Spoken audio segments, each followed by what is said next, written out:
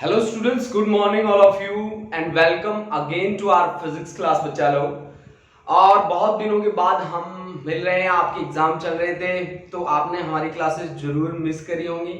सोचा होगा कि वो जगत सर वाली क्लास लगा लेते तो ना। ठीक है, तो बहुत सारे बच्चे अपने इस दिली ख्वाहिश को पूरा करने के लिए 12th वाले लेक्चर्स में आ जाते थे। तो दैट्स वेरी गुड कि वो लेक्चर सुनते थे। वो मुझे नहीं पता सुनते थे कि नहीं, बट हाँ आ जाते थे। तो आपकी वही ख्वाहिश अब पूरी हो चुकी है और आज से हमारी क्लासेस रिज्यूम हो चुके हैं। तो बच्चा लोग, आज हम जो पढ़ने वाले हैं वो है ग्रेविटेशन। और ग्रेविटेशन चैप्टर को हमने 9th क्लास में भी पढ़ा है, ठीक है। लेकिन आज हम उसका कुछ एक्सटेंडेड फॉर्म पढ़ेंगे। जो हमने पढ़ा है उसके साथ हम बहुत ज्यादा बातें नहीं करेंगे, जो नहीं पढ़ा उसको हम बहुत अच्छे से करेंगे, ठीक है। यही मेरा टारगेट रहता है हमेशा, ठीक है। तो आज मैं ग्रेविटेशन वर्ड से स्टार्ट करता हूं। ग्रेविटेशन का क्या मतलब है? ग्रेविटेशन का मतलब है force of attraction between any two masses of this universe. हमारी ब्रह्मांड में किन्हीं दो मासेस के बीच फोर्स ऑफ अट्रैक्शन क्या कहलाता है? ग्रेविटेशन कहलाता है। मैं आपको बता दूं कि हमारी नेचर में फोर बेसिक फोर्सेस हैं। जिसमें से आता है इलेक्ट्रिक फोर्स, जिसमें आता है ग्रेविटेशनल फोर्स, जिसमें आता है वीक न्यूक्लियर और स्ट्रॉन्ग न्यूक्लियर फोर्स। देखो बच्चों, इसमें वीक न्यूक्लियर और स्ट्रॉन्ग न्यूक्लियर फोर्सेस तो न्यूक्लियस के साथ ही डील करते हैं, तो इनको हम अपनी डेली लाइफ में कहीं ऑब्जर्व नहीं कर पाते। क्या ग्रेविटेशनल फोर्सेस को हम अपनी डेली लाइफ में ऑब्जर्व करते हैं? हाँ, एक छोटा सा एग्जांपल है जिसमें हम किसी ऑब्जेक्ट को ऊपर की तरफ फेंकते हैं तो ऑब्जेक्ट अर्थ की तरफ ही गिरता है। तो वो ग्रेविटेशन नहीं, वो ग्रेविटी है। ग्रेविटी का मतलब है अर्थ हर एक ऑब्जेक्ट के ऊपर फोर्स लगाती है। किस लिए? कहती है कि मेरे सेंटर की तरफ आ जा, अपने सेंटर की तरफ अट्रैक्ट करने के लिए फोर्स लगाती है, जिसे हम बोलते हैं gravity. And that is measured by the weight of the object. ये बात हमने 9th क्लास में पढ़ रखी है कि gravity is the force exerted by earth on any object towards its centre of mass. This is the thing. And gravity is measured by weight of object. Object का weight, and weight is made up of two things. One is mass, another is acceleration due to gravity. And on the surface of earth we have calculated the value of acceleration due to gravity as equivalent to 9.8 meter per second square, and this is the maximum value. हम कहते हैं कि gravity is maximum on the surface, it decreases with respect to height and with respect to depth. ठीक है, ये अगर अर्थ के depth में जाओगे तो वहां पे भी डिक्रीज होगी, और हाइट पे जाओगे तो वहां पे भी डिक्रीज होगी। ओके गाइस, अब अपनी बात को आगे बढ़ाते हैं कि हमने क्या कहा कि हमारी नेचर में फोर फोर्सेस हैं, फोर बेसिक फोर्सेस हैं।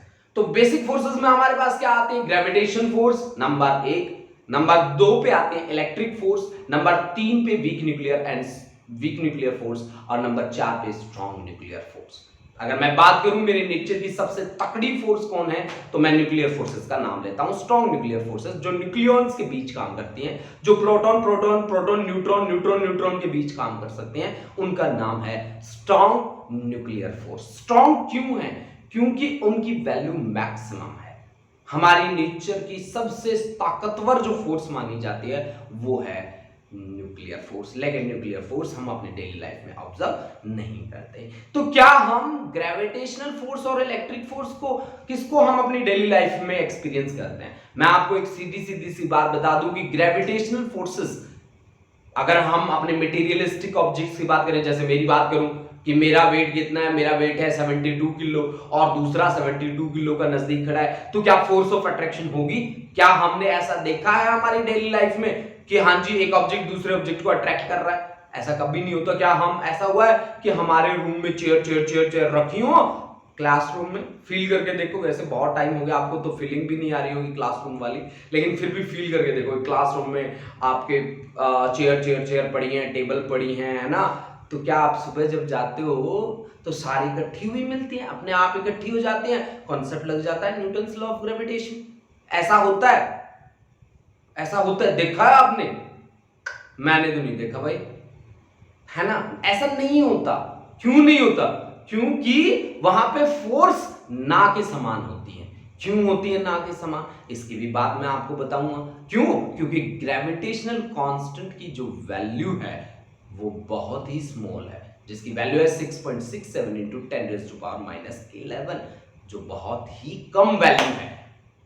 अब आप फोर्स निकाल के देख लो, मान लो 100 किलो के दो वेट हैं आपके पास, 10⁻4 हुआ और वो कितना है 10⁻⁻11, तो कितना बाकी बचता है 7, 10⁻⁻7 न्यूटन, यानी कि 0.00000000 पता नहीं कितना है ना, 7 जीरो लगा दो फिर आपके पास वैल्यू आएगी, यानी कि ना के समान।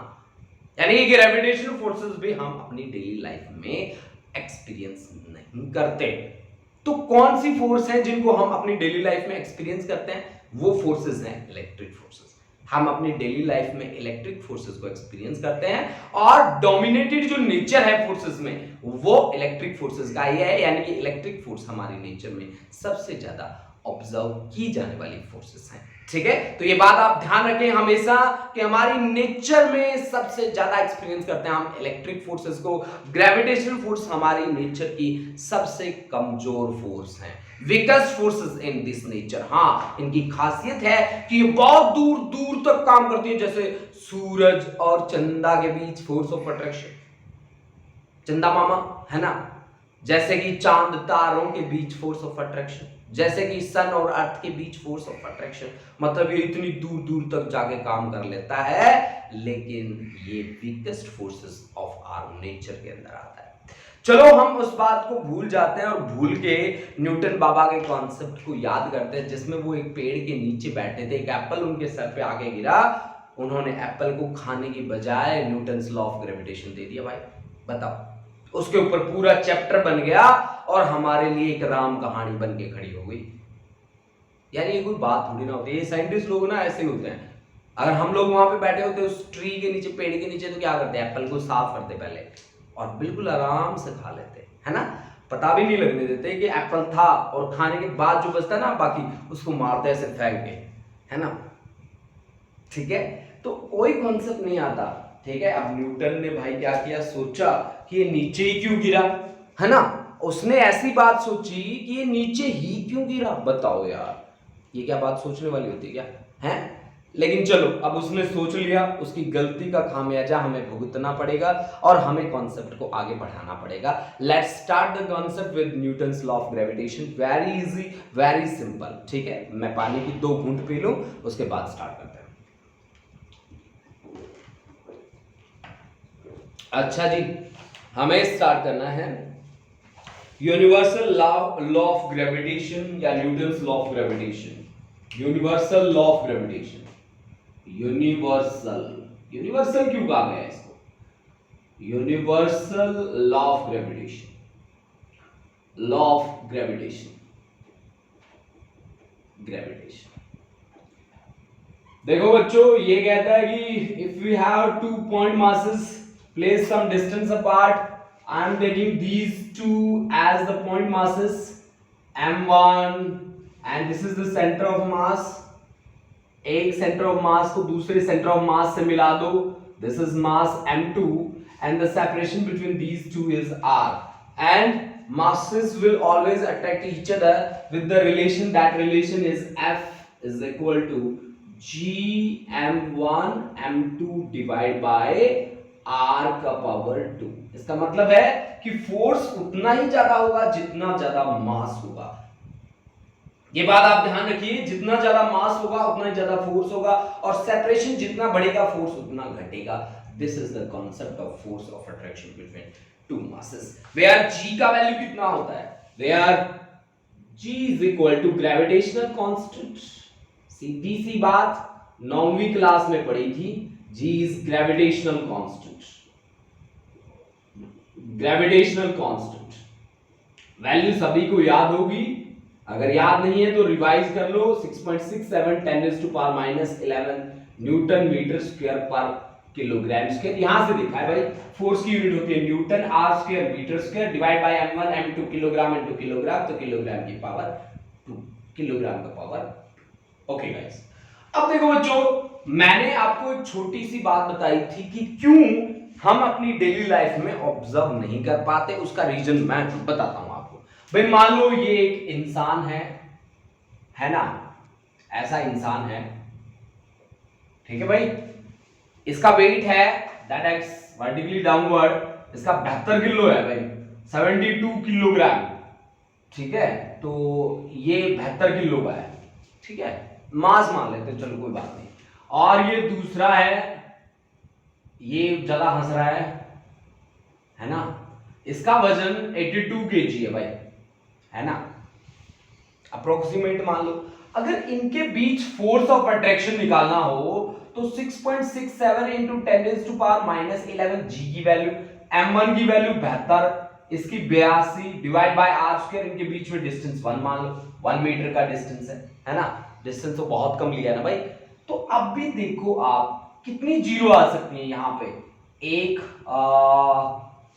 2 3 4 4 आ सकते हैं आपके पास, 5 मान लो, फिर भी नियर अबाउट इसकी वैल्यू कितनी आएगी, 10⁻⁻6 न्यूटन के बराबर आएगी, जो आप इन दोनों के बीच डायरेक्टली ऑब्जर्व कर ही नहीं पाओगे।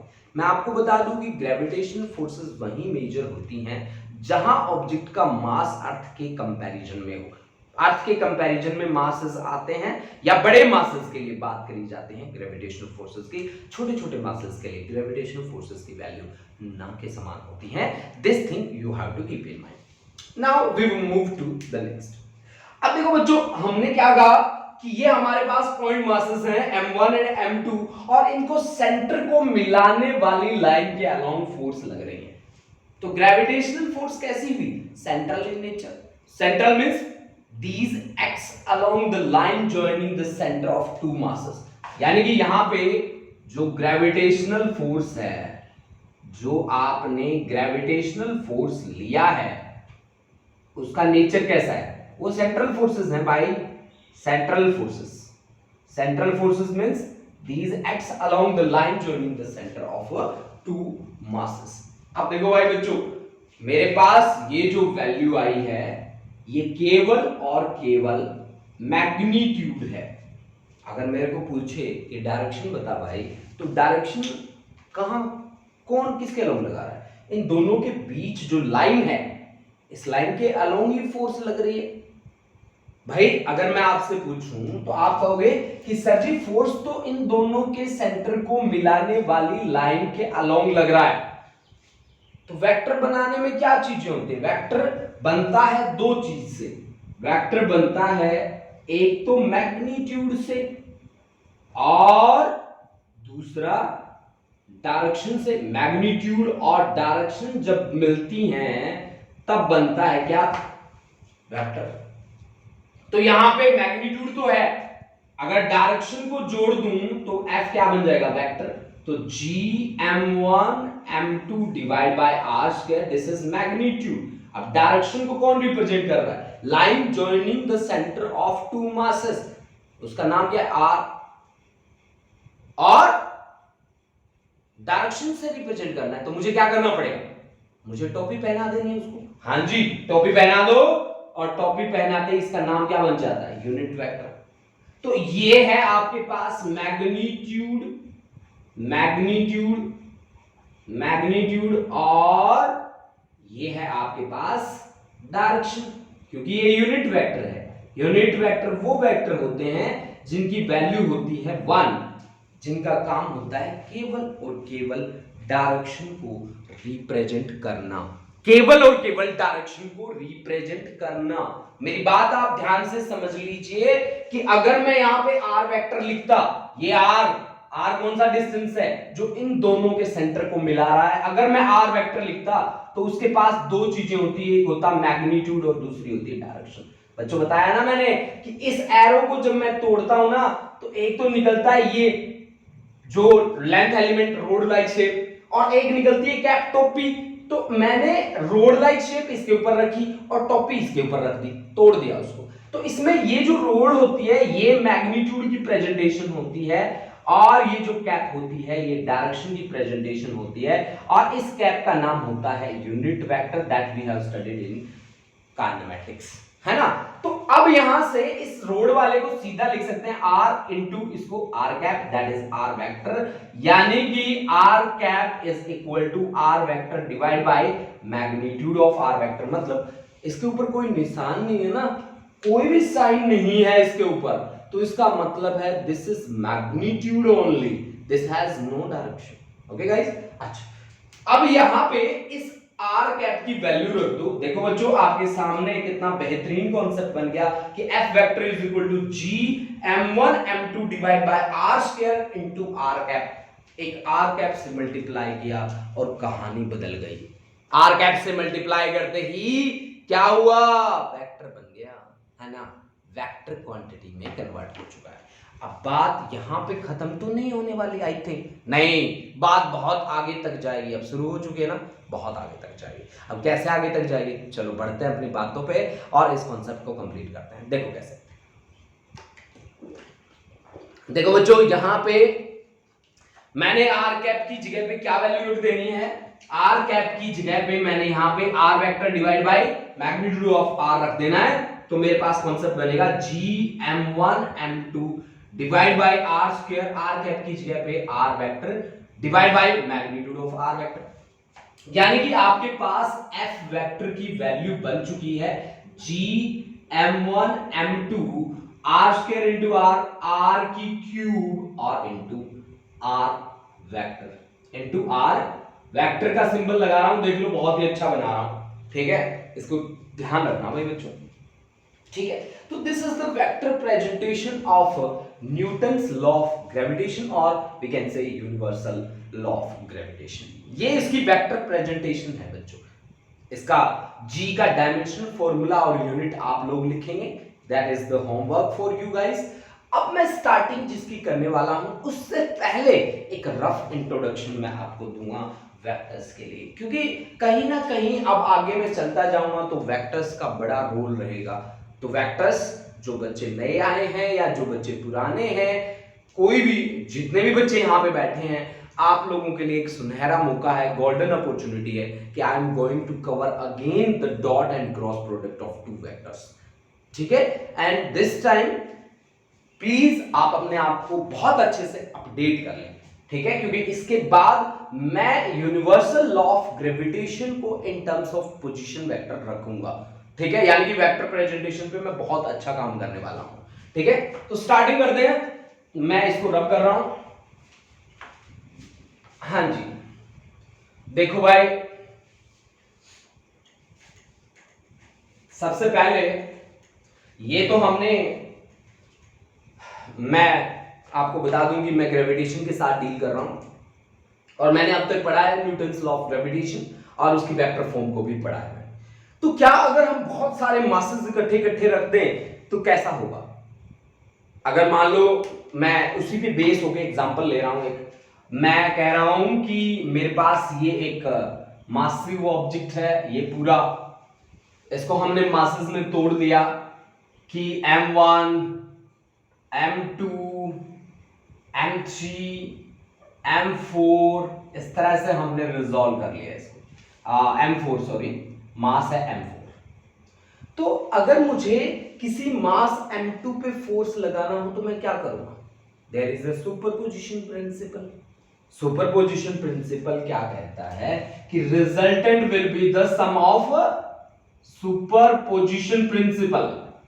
सुपरपोजिशन प्रिंसिपल क्या कहता है, वो कहता है कि resultant will be the sum of individuals, resultant is equal to sum of individuals, individuals, resultant will be the sum of individuals. अब सम ऑफ इंडिविजुअल कैसे, भाई हम बात करने में विश्वास नहीं करते, हम काम करने में विश्वास करते हैं, तो हमने जो बात करी है उसको काम में कन्वर्ट कर देते हैं। मान लो कि इसके ऊपर फोर्स लगानी है, निकालनी है हम कि m2 पे कितनी फोर्स लग रही है, यानी कि we have to find f2 that must be equal to 2 के ऊपर 1 भी लगाएगा, 2 के ऊपर 3 भी लगाएगा, 2 के ऊपर 4 भी लगाएगा। यही उसकी स्टेटमेंट है कि अगर हमें रिजल्टेंट फोर्स निकालनी है तो और दूसरे उसके ऊपर कितनी फोर्स लगा रहे हैं, उस फोर्स का आप मैग्नीट्यूड निकाल लो, आपकी बात बन जाएगी। ठीक है ना भाई। अब इसके लिए एग्जांपल भी है हमारे पास है। मान लो कि हमारे पास एक इक्विलेटरल ट्राइंगल है, ऐसी इस तरह की इक्विलेटरल ट्राइंगल है। इक्विलेटरल ट्राइंगल में एंगल होते हैं सारे के सारे 60 60 60 है ना, ये भी 60 ये भी 60 ये भी 60, और इनकी लेंथ भी बराबर है जी, एल ले लो, ये भी एल ले लिया और ये भी आपने क्या ले लिया, एल ले लिया। ठीक है, और मुझे हर एक कोने पे मैंने मास बैठा दिया स्मॉल m, यहां इस कॉर्नर पे भी स्मॉल m मास बैठा दिया और इस कॉर्नर पे भी स्मॉल m मास बैठा दिया। ठीक है ना जी। इक्विलेटरल ट्राइंगल है, हर कोने पे मास बैठा है। ये देखो यहाँ पे भी मास बैठा है, ये देखो ये मुस्कुरा भी रहा है, ये देखो स्माइल कर रहा है आपकी तरफ, है ना। ये देखो मुझे स्माइल बनाने का बड़ा शौक है यार, है ना। ये देखो ऐसे स्माइल कर रहा है आप लोगों की तरफ, मुस्कुराओ आप लोग भी। ठीक है, बहुत इजी न्यूमेरिकल है। ठीक है, अच्छा अब मान लो कि इसके सेंट्रोइड पे, इसका जो सेंटर पॉइंट है, इसके सेंट्रोइड पे यहां जिसका डिस्टेंस मान लो 1 मीटर है, हर एक से, यहां से भी 1 मीटर, यहां से भी 1 मीटर, 1 मीटर है। ठीक है भाई, इस पे हमने कैपिटल M मास बैठा दिया। फाइंड, अब इसमें है कि फाइंड रिजल्टेंट फोर्स, किस पे निकालना है भाई, resultant force on capital M। Find resultant force on capital M। देखो कैसे करेंगे, फटाफट से करते जाना है। ठीक है, अब देखो भाई बच्चों, इसके बीच और इसके बीच फोर्स क्या होगी और उसकी डायरेक्शन क्या रहेगी। देखो ये इस पे फोर्स लगाएगा क्योंकि हमें इस पे फोर्स निकालनी है ना। इसके कारण इस पे कितनी लगेगी, इसके कारण इस पे कितनी लगेगी, इसके कारण इस पे कितनी लगेगी, तीनों को जोड़ देंगे, हमारा कॉन्सेप्ट बन जाएगा। ओके गाइस, अब देखो भाई ये इसके ऊपर फोर्स लगाएगा तो इसकी डायरेक्शन बनेगी ये। ठीक है ना, तो ये बन जाएगी आपकी नेगेटिव डायरेक्शन, नेगेटिव y। तो आपके पास F इज इक्वल टू आ जाएगा कितना, small m capital M into G divide by are square, R की वैल्यू 1 है, 1 का स्क्वायर, और क्या है माइनस जे कैप, क्योंकि y एक्सिस और उसमें भी नेगेटिव डायरेक्शन में जा रहा है, तो माइनस जे कैप। आपको पता है ना जे कैप क्या होता है, unit vector along y axis. एक फोर्स तो आ गई मेरे पास, दूसरी फोर्स की वैल्यू क्या रहेगी बताओ। दूसरी फोर्स की वैल्यू, जब ये मास इस मास पे फोर्स लगाएगा तो उसकी डायरेक्शन कहां बनेगी, उसकी डायरेक्शन बनेगी यहां पे। ठीक है ना, यहां पे उसकी डायरेक्शन बनेगी, ये F1 मान लो, ये F2 मान लो। अब F2 की वैल्यू कैसे निकालें, ये एंगल कितना होगा, ये पे एंगल पूरा 60 डिग्री, तो ये कितना हुआ 30 डिग्री। अगर ये 30 डिग्री हुआ तो फिर ये भी 30 डिग्री होगा ना, तो ये कितना आ गया F2 cos 30 डिग्री। अच्छा, और ये कितना आ गया हमारे पास, ये F2 sin 30 डिग्री, है ना। तो हमें तो xy में प्रेजेंटेशन देना है। F2 की वैल्यू बता दो भाई कितनी होगी, F2 की भी वैल्यू कितनी होगी, G capital M small m divide by 1 का स्क्वायर, है ना। अब F2 की वैल्यू है आपके पास, तो F2 जो रिजल्टेंट फोर्स उस पे लगेगी वो किसके बराबर लगेगी, F2 आपका जो रिजल्टेंट बनेगा वो बनेगा F2 cos 30 डिग्री, अच्छा जी, और इंटू आई कैप और प्लस F2 sin 30 डिग्री और इंटू जे कैप। ठीक है जी, बन गई बात।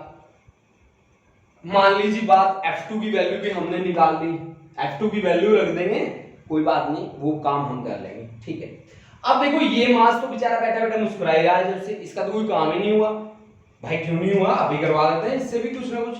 तो ये इसके ऊपर फोर्स किस डायरेक्शन में लगाएगा, इसकी जो डायरेक्शन रहेगी वो यहां से एक लाइन ड्रॉ कर देता हूं भाई। ठीक है, तो ये एंगल भी कितना रहेगा 30 डिग्री ऑफ कोर्स, और ये डायरेक्शन है आपके पास फोर्स की F। ठीक है भाई, है ना।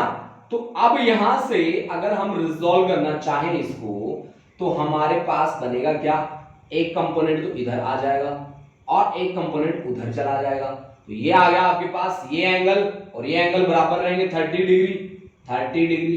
तो ये है F3 मान लो आप इसको, तो F3 cos 30 डिग्री और ये है F3 sin 30 डिग्री, ठीक है ना जी। तो F3 की वैल्यू हमारे पास क्या आई, F3 हमारे पास बना, कितना बना भाई, F3 को ध्यान से देखो बच्चों, F3 बना F3 cos 30 डिग्री। अब देखो x की नेगेटिव डायरेक्शन में है, ये x की नेगेटिव डायरेक्शन में है तो माइनस ऑफ आई कैप, और ये y की पॉजिटिव डायरेक्शन में है तो प्लस F3 कितना साइन 30 डिग्री इंटू जे कैप। ये F3 आ गया आपके रिजल्टेंट, F3 का रिजल्टेंट आपके पास ये आया, है ना, आया।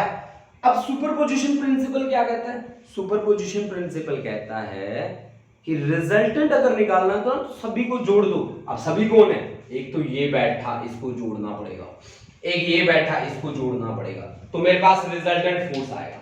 Means F is equal to, मैं जोड़ रहा हूं सीधा, F इज इक्वल टू आपके पास F1 की वैल्यू कितनी है, सभी में G small m capital M और माइनस ऑफ J कैप, एक वैल्यू तो आ गई, इसको तो कर दो, कट कर दिया। F2 की वैल्यू लिख दो भाई, और F2 की वैल्यू है GMM प्लस F2 की वैल्यू लिख रहा हूं, F2 ही लिख देते हैं cos 30 degree into i cap और plus F2 sin 30 degree into जे कैप, और प्लस इस लास्ट वाली को जोड़ दो, plus F3 cos 30 degree minus आगे लगा दो तो आई कैप, है ना, माइनस यहां पे आ गया, और प्लस F3 कितना sin 30 डिग्री इंटू जे कैप। अब F2 और F3 की वैल्यू तो सेम ही है, GM इंटू M है, क्योंकि F2 की वैल्यू भी यही है, और F3 ये इनके बीच 1 मीटर का डिस्टेंस है, तो F कितना आएगा इन दोनों के बीच में, G capital M small m divide by 1 का स्क्वायर, तो 1 ही आ गया। तो मतलब F2 और F3 की वैल्यूज आपकी सेम है। अगर F2 और F3 की वैल्यूज आपकी सेम है तो ये चीज और ये चीज कैंसिल आउट होगी। F2 और F3 की वैल्यूज अगर सेम है तो यहां पे कॉन्सेप्ट बन गया F is equal to minus of G small m capital M into J cap और प्लस 2F2 साइन 30 डिग्री और इंटू जे कैप, है ना।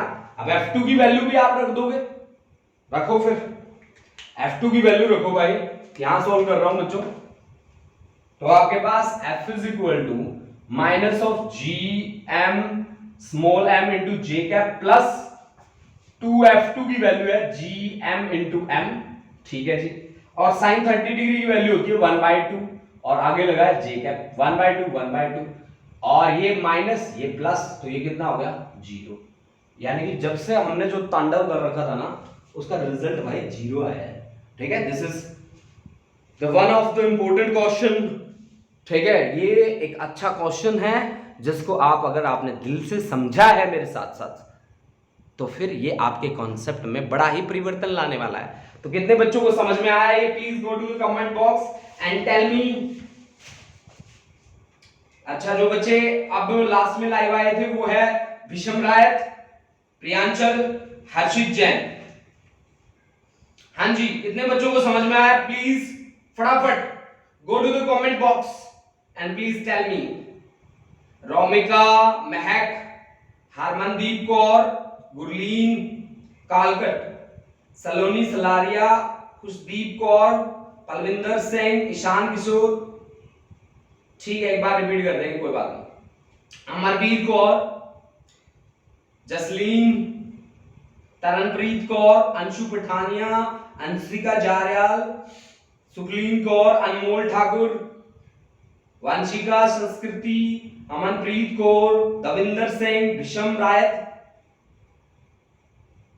हाँ रिपीट तो करूंगा बेटा, Harshdeep Singh, Harkamalpreet Singh, Sukhnoor Kaur, sorry Kamalpreet, Gurleen. Sir how to take the value of F2?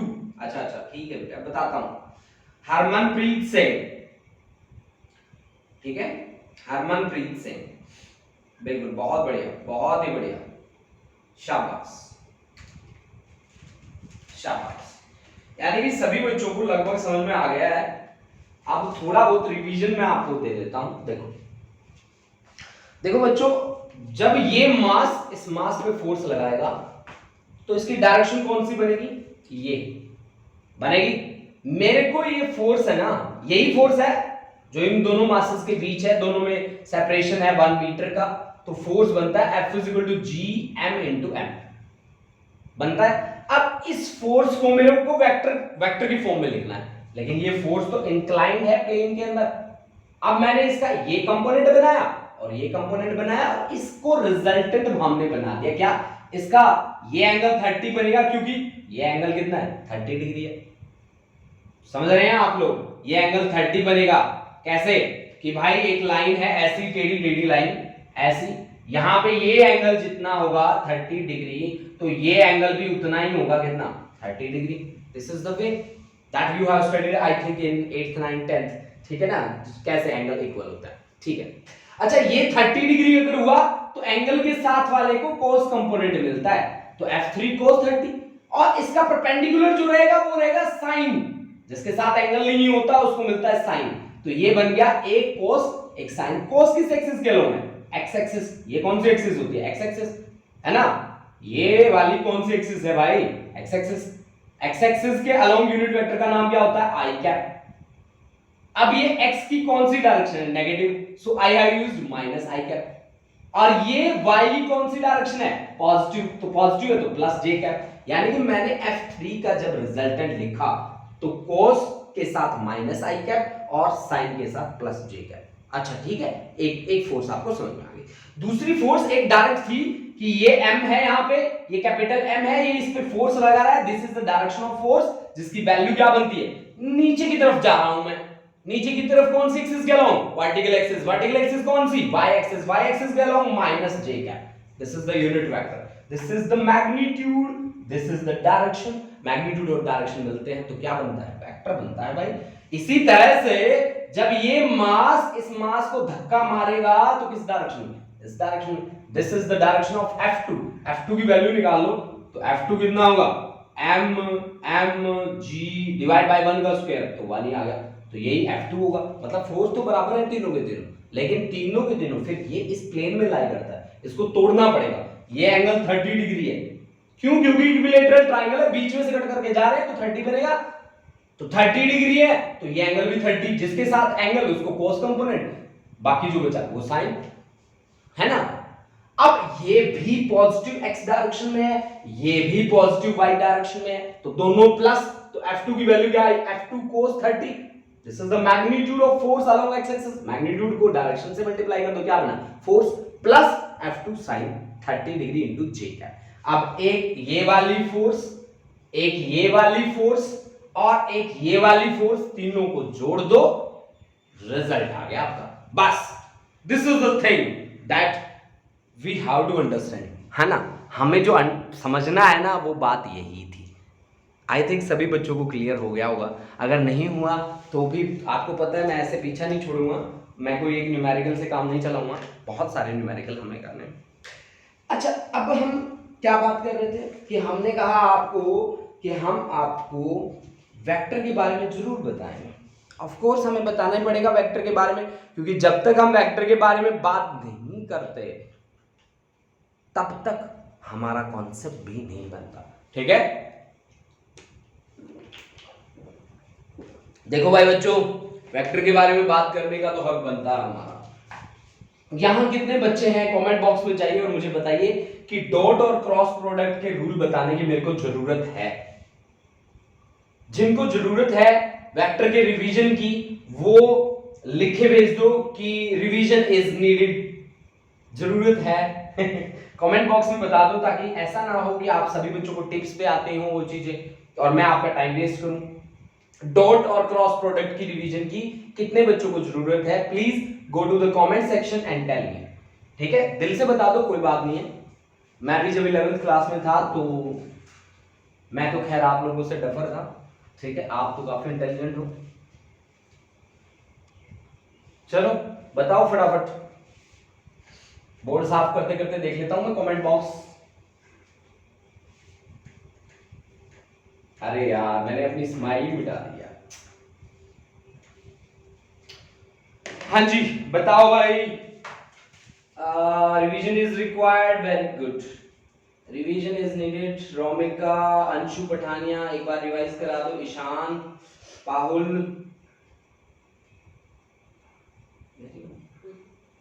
5 minute रुक के बना दो। संस्कृति, हरमनदीप कौर, पलविंदर, कमलप्रीत, सुखलीन, तरणप्रीत। चलो सभी बच्चों की जरूरत है रिवाइज करने की, तो सभी बच्चे दिल से पढ़ना शुरू करें। हम ना एक एक चीज को रिवाइज करेंगे, ठीक है। आज वेक्टर की हम वो हर बात पढ़ेंगे जिस बात की जरूरत आपको 11वीं 12वीं की फिजिक्स के साथ साथ आगे आप चले जाओगे, जहां पे भी फिजिक्स अगर पढ़ोगे इस सब्जेक्ट को, तो उस सब्जेक्ट में आपको वेक्टर की जरूरत हर जगह पड़ेगी। चाहे आप ग्रेजुएशन की फिजिक्स पढ़ लेना, मास्टर्स की फिजिक्स पढ़ लेना, चाहे 12वीं की फिजिक्स पढ़ लेना, चाहे 11वीं की, चाहे नीट के लिए प्रिपेयर कर लेना, चाहे आप जेई के लिए प्रिपेयर कर लेना, किसी के लिए भी प्रिपेयर कर लेना। ये आर्टिकल अगर आपका प्रिपेयर है तो आप बिलीव मी आपका बहुत बड़ा बेसिक कॉन्सेप्ट क्लियर हो चुका है। अगर बेसिक कॉन्सेप्ट क्लियर हो ना हमारा, तो हम कितने भी चौके छक्के मार सकते हैं इसमें, ठीक है। तो स्टूडेंट्स तैयार हो जाइए आप चौके छक्के मारने के लिए, क्योंकि हम फिर से उसी कॉन्सेप्ट पे आ रहे हैं। दैट कॉन्सेप्ट इज वेक्टर, ठीक है। वेक्टर को जब हम डिफाइन करते हैं तो हम कहते हैं कि दो चीजों का मिला जुला योग होता है वेक्टर। मैग्नीट्यूड और डायरेक्शन जब मिलती हैं तो बनता है एक वेक्टर, ठीक है। मैग्नीट्यूड और डायरेक्शन जब मिलती हैं तो बनता है एक वेक्टर, जिसमें मैग्नीट्यूड भी होता है, जिसमें डायरेक्शन भी होती है, ठीक है। उन दोनों का मिला जुला संगम होता है एक वेक्टर, ठीक है। तो यानी कि किसी भी वेक्टर की प्रेजेंटेशन आप कैसे दोगे भाई। आपके पास ए एक वेक्टर है, वेक्टर के लिए आप लगा देते हो ऊपर एक तीर का निशान, एक एरो। अगर इस एरो को रिजॉल्व करें तो इसमें एक आती है लाइन और दूसरा बनता है इसमें कैप, ठीक है। लाइन को हम सिंपली लिख सकते हैं ऐसे ए और इनटू ए कैप, ठीक है। तो ए कैप का नाम होता है बच्चों unit vector. Unit vector, unit vector क्या होते हैं, जिनका मैग्नीट्यूड 1 होता है। हुज मैग्नीट्यूड, मैग्नीट्यूड का मतलब होता है वैल्यू, उसकी मैग्नीट्यूड होता है 1, and their work is only to represent direction. Their work is only to represent direction. इनका काम है केवल और केवल डायरेक्शन को रिप्रेजेंट करना। यानी कि अगर मैं आपको कोई भी वेक्टर दे दूं, जैसे कि यहां पे ए वेक्टर लिया है और ए वेक्टर की वैल्यू दे दूं 3i cap plus 4j cap, तो अगर मैं आपसे पूछूं कि इसका यूनिट वेक्टर बताओ, तो आप कहोगे कि सर इसका यूनिट वेक्टर होगा vector divide by magnitude of this vector. और इस वेक्टर का मैग्नीट्यूड कैसे निकालोगे, देख लो 4j कैप। आई कैप का मल्टीप्लायर कौन है 3 का स्क्वायर करो, प्लस j कैप का कौन है 4 का स्क्वायर करो, और ये आपके पास आया 3i cap plus 4j cap divide by root 25। This is 3i cap plus 4j cap divided by 5. This is the unit vector of a vector, and this is the simple way where we can calculate the value of a unit vector. Now we move to the 3 unit vectors. These are decided along according to Cartesian coordinates. Cartesian coordinates linear motion के साथ जुड़े होते हैं ज्यादातर, और ये हमारे पास है रेफरेंस पॉइंट, ये x एक्सिस, ये y एक्सिस और ये z axis, and these are mutually perpendicular to each other. Cartesian coordinates हम इनको बोलते हैं, लीनियर मोशन के साथ ये जुड़े होते हैं, ठीक है। तो x एक्सिस के अलोंग जो यूनिट वेक्टर हम मानते हैं that is i cap. I cap is the unit vector along x axis, and j cap is the unit vector along y axis, and k cap is the unit vector along z axis. यानी कि i, j and k are also mutually perpendicular to each other. ये भी mutually perpendicular रहेंगे एक दूसरे के। मैं आपको सिंपल भाषा में बात बता देता हूं कि i cap unit vector along x axis और j cap unit vector along y axis. देखो ये छोटी छोटी बातें हैं, ऐसे बातें करते हैं ना हम, अच्छे भी नहीं लगते। J cap is unit vector along z axis. तो i cap, j cap and k cap are the 3 unit vectors along x axis, y axis and z axis. Now students, मेरा मेन जो टारगेट है ना वो आपको dot और cross product बताना है। देखो अब मैं सीधा सीधा जंप मार के आता हूं, dot product of two vectors, dot product of two vectors, two vectors, vectors. देखो भाई बच्चों, डॉट प्रोडक्ट में जितनी भी क्वांटिटीज आती हैं वो सारी की सारी स्केलर आती हैं। इसमें से सबसे पहला जो एग्जांपल है वो है वर्क का, उसके बाद पावर, उसके बाद पोटेंशियल, उसके बाद चार्ज। मतलब ये सारी की सारी चीजें जो हैं, अगर जो भी डॉट प्रोडक्ट में आ रहा है ना वो क्या है, वो स्केलर क्वांटिटी है। सबसे पहले ये जहां पे भी डॉट प्रोडक्ट दिख जाए आप सीधा सोच लेना कि this is the scalar product, scalar product, scalar product. ये वेक्टर प्रोडक्ट नहीं है क्योंकि इसका रिजल्ट हमेशा एक स्केलर क्वांटिटी ही आएगा। ठीक है, इसके लिए एक रूल है हमारे पास, ऐसा नहीं है कि बिना रूल के ये भी बैठा है। मान लो कि हमारे पास दो वेक्टर है, मान लो कोई भी दो वेक्टर, एक है ए वेक्टर और दूसरा है हमारे पास बी वेक्टर, और दोनों के बीच एंगल है थीटा। एक ए वेक्टर एक बी वेक्टर, दोनों के बीच एंगल थीटा। तो डॉट प्रोडक्ट को हम कैसे डिफाइन करते हैं? ए वेक्टर का डॉट प्रोडक्ट बी वेक्टर के साथ क्या होगा? Product of their magnitude with cos of angle between them. Angle कितना है? थीटा। आप ध्यान से देखना बच्चों, ये बात बड़ी आसानी से, जितने सिंपल तरीके से मैंने बोल दी इतनी सिंपल नहीं है। मैंने लिखा है ए वेक्टर का डॉट प्रोडक्ट बी वेक्टर के साथ, और आपको आगे दिख रहा है ए बी कोस थीटा, जिसमें ए के ऊपर कोई सिंबल नहीं है, बी के ऊपर भी कोई सिंबल नहीं है, और कोस ऑफ थीटा, थीटा का मतलब है वो एंगल जो दो वेक्टर के बीच काम कर रहा है, जिसका नाम है क्या? थीटा। थीटा की वैल्यू कुछ भी हो सकती है, 30 degree, 60 degree, 45 degree, 90 degree, 180 degree, आपकी मर्जी है। जिस सिचुएशन में आप जाओगे, जो सिचुएशन आपके सामने होगी, उसी के अकॉर्डिंग आपको काम करना पड़ेगा। जैसे कि अब मैं एक ताजा सिचुएशन लेके आ रहा हूं। मान लीजिए कि मेरे पास है आई कैप और dot product with I cap. अरे ये क्या किया मैंने? आई कैप क्या है? Unit vector. इसकी वैल्यू कितनी होती है? मैग्नीट्यूड इसका कितना होता है? 1। इसका मैग्नीट्यूड कितना है? 1। रूल के अकॉर्डिंग चल रहा हूं, और into cos of angle between them, ये भी x एक्सिस के अलोंग, ये भी x एक्सिस के अलोंग, तो एंगल कितना बनेगा? 0। तो cos 0 की वैल्यू कितनी होती है? 1। तो 1 into 1 into 1 1 है ना। Similarly j cap dot j cap, j cap का मैग्नीट्यूड कितना है? क्योंकि ये कहता है कि dot product of two vector is product of their magnitude with cos of angle between them. तो j का मैग्नीट्यूड 1, दूसरे j का 1, cos of angle between them, दोनों के दोनों y एक्सिस के अलोंग, तो 0 डिग्री एंगल होगा। Result is 1. Similarly, k cap dot k cap that is also 1. यानी कि अगर हमने सिमिलर वेक्टर्स लिए हैं डॉट प्रोडक्ट में तो उनका रिजल्ट हमेशा 1 रहेगा। अब डिसिमिलर भी लेके देख लेते हैं कि I dot j, this is along x axis, this is along y axis, and x and y are always perpendicular to each other. X and y are always perpendicular to each other, so we can say magnitude 1 into cos of angle between them, cos 90 degree, क्योंकि x और y के बीच angle 90 होता है, cos 90 की value 0। in same way j dot k that is equal to 1 into 1 cos of angle between them, cos 90, that is 0। k dot i that is also 0। यानी कि अगर हम सिमिलर यूनिट वेक्टर ले रहे हैं तो रिजल्ट हमारा आएगा 1, अगर डिसिमिलर ले रहे हैं तो रिजल्ट हमारा आएगा 0। ठीक है, रिजल्ट हमारा आएगा 0। यानी कि बातें मेरी जो हो रही है 1 और 0 के साथ हो रही हैं, या तो मेरा रिजल्ट आ रहा है 1 या मेरा रिजल्ट आ रहा है 0। That is, this is a scalar quantity. 1 और 0 numbers, and numbers are under scalar quantities. Numbers किसके अंदर आते हैं? स्केलर के अंदर आते हैं। तो मेरा रिजल्ट क्या बना भाई? एक स्केलर क्वांटिटी बना। अब आपको न्यूमेरिकल जब आपके सामने आता है तब हमारे तोते उड़ जाते हैं और हम सोचते हैं यार हम कैसे करें, है ना। तो अब मैं आपको बता दूं कि अगर आपके सामने डॉट प्रोडक्ट है तो बहुत इजी रहता है आपके लिए। कैसे इजी रहता है? आप हमें न्यूमेरिकल बना के दिखाओ। ये लो बच्चों, न्यूमेरिकल बना देते हैं आप लोगों के लिए। आई cap minus J cap plus के कैप, और बी वेक्टर है हमारे पास 16 आई कैप और प्लस 4 जे कैप और माइनस कर देते हैं इसको, अच्छा रहेगा, -4 के गैप, ठीक है भाई। अब आपको जब करना है ए वेक्टर का डॉट प्रोडक्ट बी के साथ, कुछ नहीं करना, आई वाले को ढूंढ लो।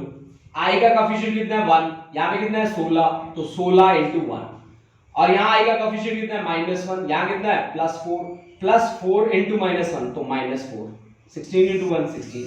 अच्छा यहां के का कितना है 1 और यहां कितना है -4, तो -4 × 1 तो -4। This is the simple way, 16 - 8 that is 8 answer. बस बहुत बड़ी मावार थोड़ी ना है, बहुत इजी था ये हमारा न्यूमेरिकल तो। अरे मुझे तो पता ही नहीं था इतने इजीली न्यूमेरिकल हो जाते हैं इसके, हैं कोई प्रॉब्लम ही नहीं हुई मुझे, हैं यानी कि मैंने डॉट प्रोडक्ट को सीख लिया 1 मिनट में। ठीक है बच्चों, बस ध्यान रहे कि इसके बेसिक्स आपको अपने टिप्स पे रखने हैं। तो आज की क्लास हमारी यहीं पे हम करते हैं समाप्त अपनी क्लास को। और आप बताइए आज की क्लास कैसी लगी? बहुत दिनों के बाद आप आए हो, ठीक है, लाइव बहुत दिनों के बाद हुए हो आप मेरे साथ, ठीक है, क्योंकि आपके एग्जाम चल रहे थे। तो आप मुझे बता सकते हैं कि आपकी आज की क्लास आपको कैसी लगी। आपके कमेंट्स मेरे लिए बड़ा इंपॉर्टेंस रखते हैं। अच्छा ईशान, मेरे सामने कमेंट बॉक्स चल रहा है, ईशान अच्छा, Davinder revision is needed, class is very amazing and Ishaan मस्त थी सर आज की class. Ishaan thank you Ishaan. Harmandeep very interesting. Amarveer Kaur interesting, बहुत दिनों बाद क्लास बट सेम है ना, मेरे को इतनी इंग्लिश नहीं आती भाई। गुरलीन अच्छा बहुत बढ़िया। महक और sir revision for cancelling F2 and F3 in previous one. Cancelling वो आप है ना सुपरपोजिशन प्रिंसिपल लगाओगे ना गुरलीन, तो आप एक बार उसमें सुपरपोजिशन प्रिंसिपल लगा लेना बेटा, कॉन्सेप्ट क्लियर हो जाएगा। अपनी तरफ से करना ये काम, ठीक है। Saloni, Harleen Kaur, Vanshika, Palvinder and Parbleen Kaur, Sanskriti thank you. Bhisham, अरे भीषम अपना वही dialogue, okay. Extraordinary, outstanding, mind blowing, super, fantastic, awesome, unbelievable, great, phenomenal, knowledgeable class sir, very good, बहुत बढ़िया, that's very good, amazing. Anmol Thakur, Sahaj, Gurleen Singh, easy class, हाँ काफी इजी थी गुरलीन। जसलीन, अच्छा जसलीन की अटेंडेंस नहीं हुई, अच्छा लगा देता हूँ बेटा। नवदीप, मैं अभी लगा दूंगा, जैसे कमेंट से निकलूंगा मैं लगा दूंगा आपकी attendance. Romika Sharma thank you all of you, ठीक है। और आप इसी तरह से एंजॉय करते रहें क्लासेस, ठीक है। मैं यही रिक्वेस्ट करता हूँ कि आप बड़े दिल से जुड़ें और अपने कॉन्सेप्ट को बहुत ही अच्छा प्रिपेयर करें। और जिन जिन बच्चों ने, नवदीप की अटेंडेंस भी लग जाएगी, ठीक है। हाँ जी नवदीप, एक बच्चा और भी था, दोनों की मैं अटेंडेंस लगा दूंगा यहाँ से निकाल के, ठीक है। अच्छा सुप्रीना थैंक यू बेटा। तरन थैंक यू। और सभी बच्चों का धन्यवाद, और आप अच्छे से जुड़े रहें क्लासेस में, ठीक है। और अपने सिलेबस को कवर करने के साथ साथ आप कंपटीशन भी प्रिपेयर करें, क्योंकि अगली साल जब आप कंपटीशन के लिए प्रिपेयर करने जाओगे तो कोई आपको ये नहीं कहेगा कि हाँ जी कोरोना था तो इस करके आपको ना थोड़ा सा रिलैक्सेशन दे देते हैं, तो रिलैक्सेशन बिल्कुल भी नहीं मिलेगा, इस बात को हमेशा याद रखें। और दिल से पढ़े बच्चों, जितना ज़्यादा आप दिल से पढ़ोगे उतना ही ज़्यादा आपका कॉन्सेप्ट बनता जाएगा, ठीक है। तो सभी बच्चों को मेरी यही रिक्वेस्ट है कि अब मैं बहुत जल्दी आप लोगों का एक ग्रुप बनाने वाला हूँ, जिस ग्रुप में हम हर रोज़ लाइव इंटरेक्ट करेंगे जूम क्लासेस पे।